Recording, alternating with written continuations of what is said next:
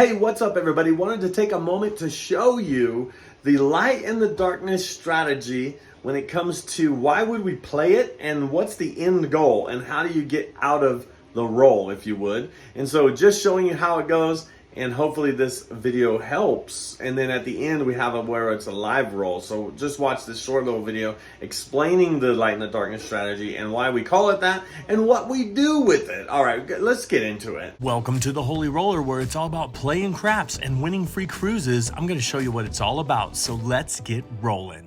Hey, what's up everybody? I want to take a moment to explain the light and the darkness strategy. A lot of people see it at the beginning. They don't know what the end purpose is or the end goal. And so I'm going to show that really quick.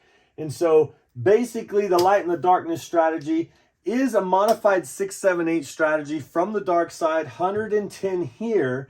And no matter what the point is, we're playing 110 inside.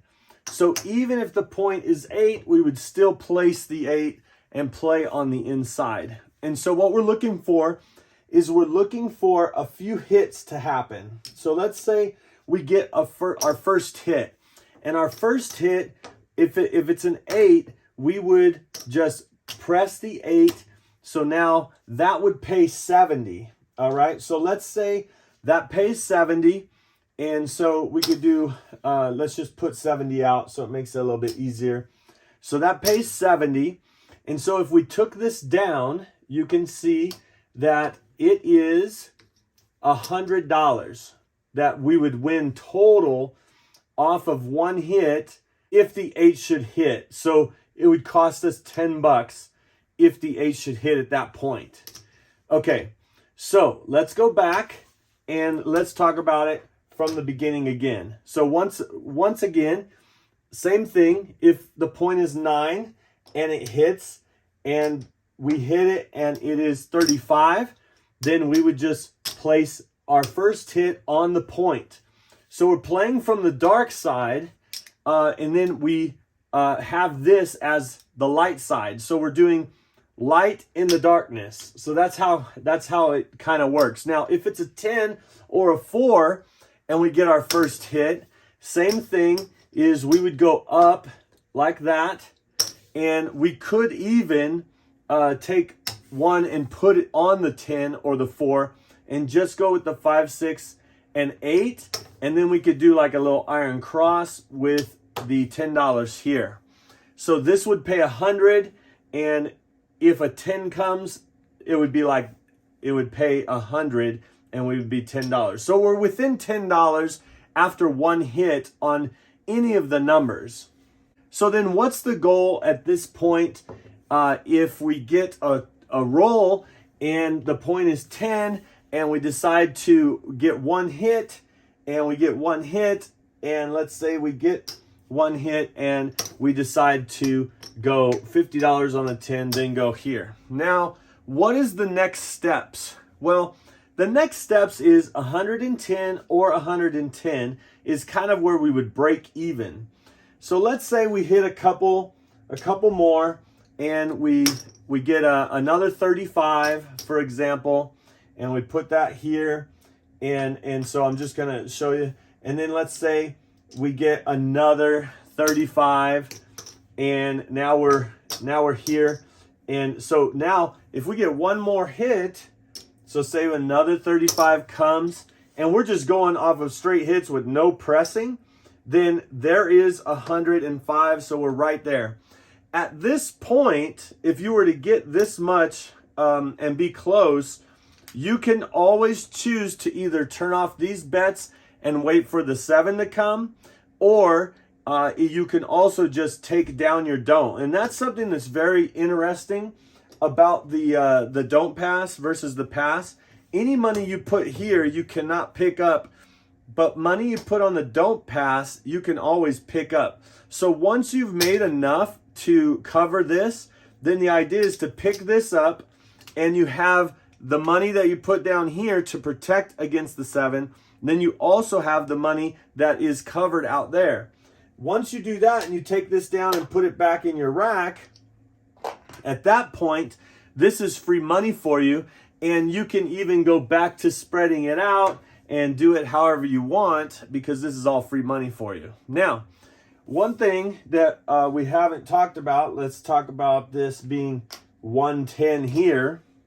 So we have the 110 and 110, and let's say we get a hit. And so we get a $35 hit, and we decide instead of even going on the 10, maybe we want to do $10 on a hard 10 to cover that if it comes hard, and then maybe we want to press the 9.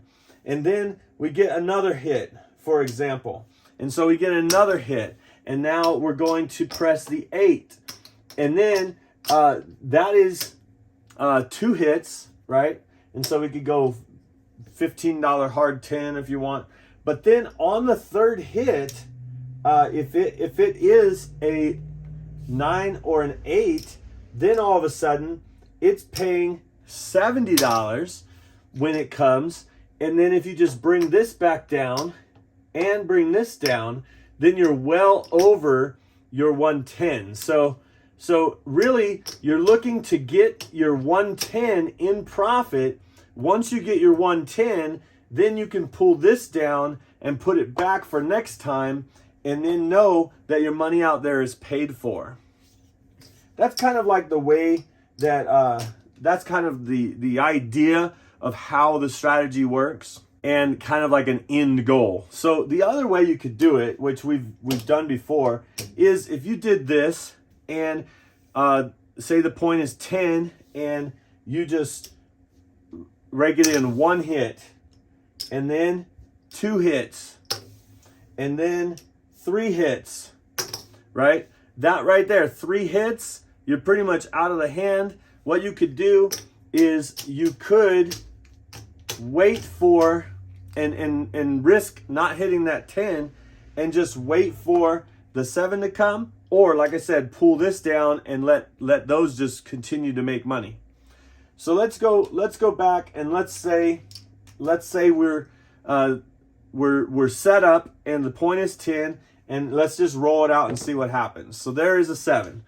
So obviously it rolls, and this money is paid for that money. As simple as that. That's a little rundown of how you would do it. But the only thing you would want to miss in this scenario is the 10. And so there's a 9. And so you would want to miss the 10 in this scenario. If you hit a 9 and you get your $35 for the 9, I would definitely just put this up for the cost, and I think it would be like $2 or $1 vig on that. So definitely whatever your first hit is, put it on the point. Sometimes you could do 2 hits on the point to cover this.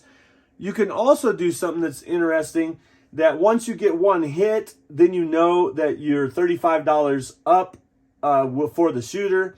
You can take this down $35 if you wanted to, and then stay with 75. And then if you get another hit, you could take it down another 25, and then you have 50. And you're just kind of balancing out your risk.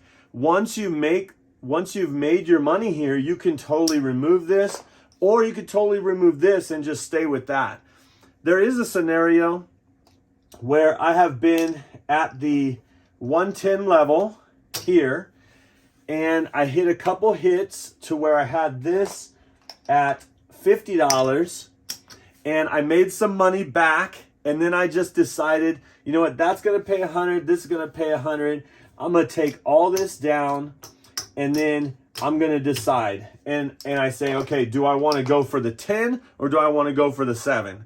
And a lot of times what I do is I just take this for next round, and then I just play the point. Or sometimes I'll play the point for 25 and put 25 on the hard 10, hoping that I'm using profit and I'm just playing the point. Many times the 10 will come and I'll make a little bit more, but often the 7 comes. And so, but I've already made my money from the don't, so I don't really need to stay there the whole time. Well, I want to jump in really quick and talk about the risks of this strategy and how you can mitigate those risks or offset those risks. And of course, there's always risks when betting 110 on the don't, because a come out 7 will hurt you, or 11 unless you back it up.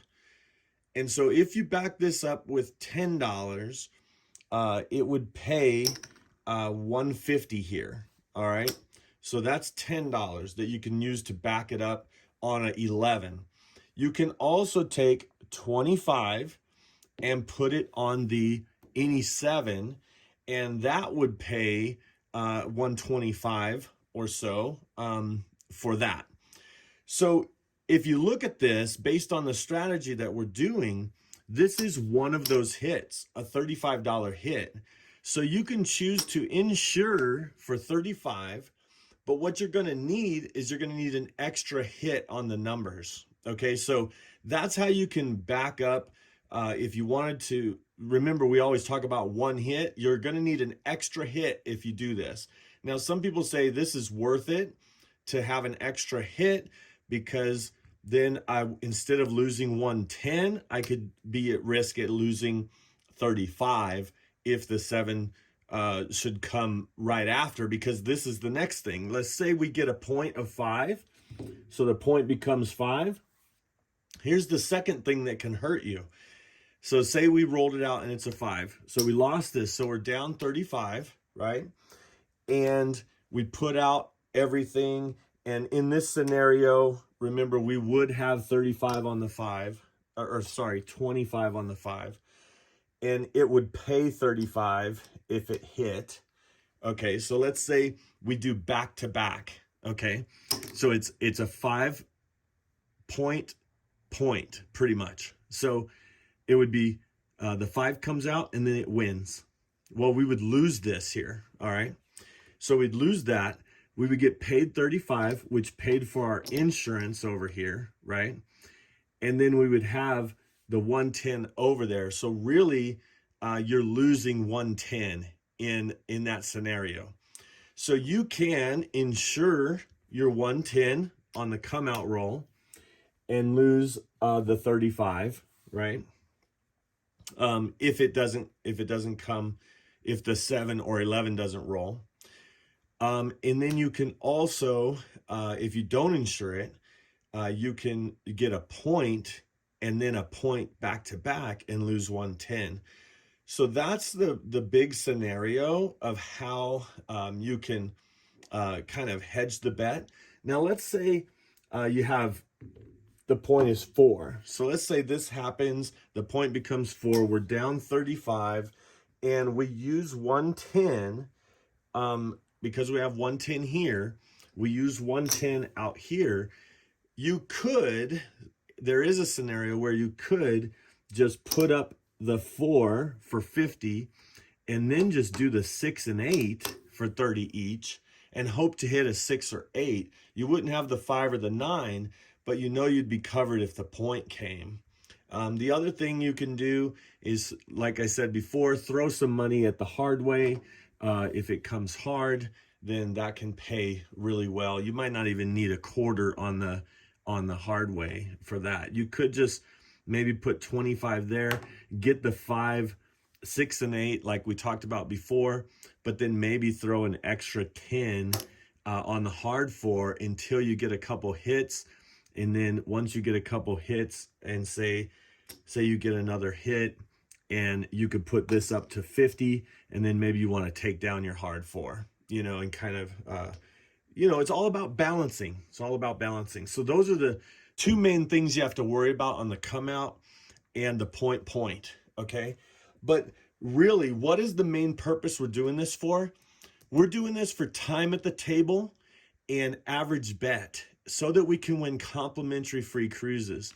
And so here's one of the offers that I get.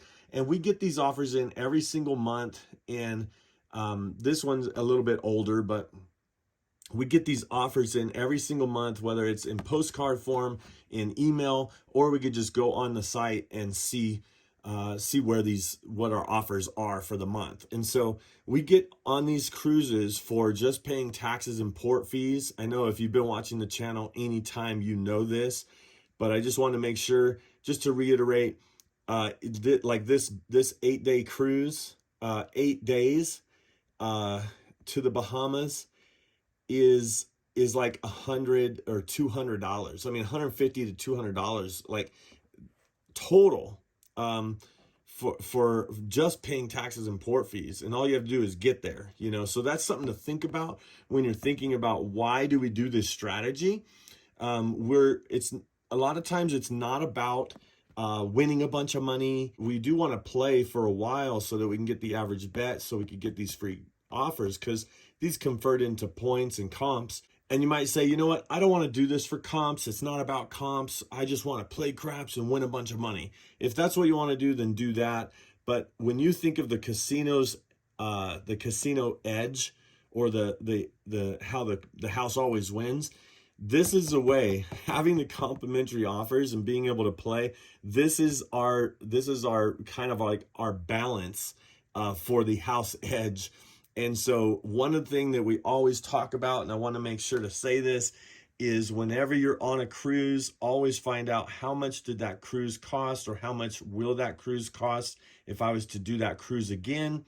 Always make sure, if it's $1,000 cruise and it costs $1,000, don't bring more for your bankroll than what the cruise cost, because then at least if you happen to lose it all. Now the goal is to lose less and enjoy the comps, right? Lose less, enjoy the comps. It would be great to win, and we have done that many times. We've won and came up and got a free cruise, so that's where we're ahead on this game, of course.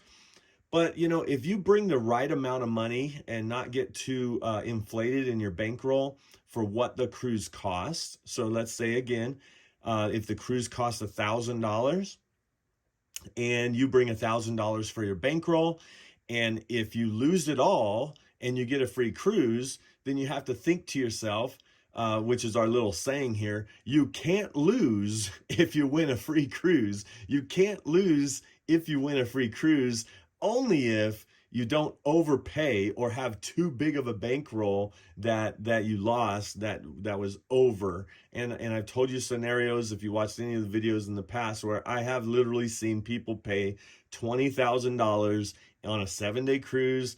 I've seen them at the table losing, and they lost $20,000. But at the end of that, they got a free cruise. And technically, they got comped a free cruise that cost them $20,000. I mean, that's the way it is at this casino. So don't get caught up in all that. I mean, I got a sweater on right here, like that I got from Vegas, and I joke around because I got this comped sweater for playing at the Sahara. Well, this sweater cost me $200 because I lost $200 while I was playing when I earned this sweater. So the idea is, like, is this hooded sweater worth $200? No, not really. But if I would have just had a bankroll of $25 and I won this sweater, then the sweater wouldn't have been so expensive. All joking aside, don't bring too much of a bankroll.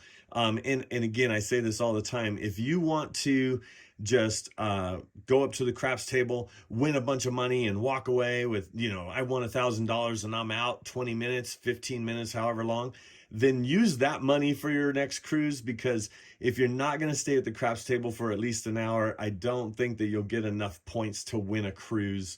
And so I would say try to do one session every night that you're on the cruise, and then after the first night and the second night, you'll kind of get an average of how many points you're getting towards your free cruise, pretty much. And then I let you know, do I need to do a longer session?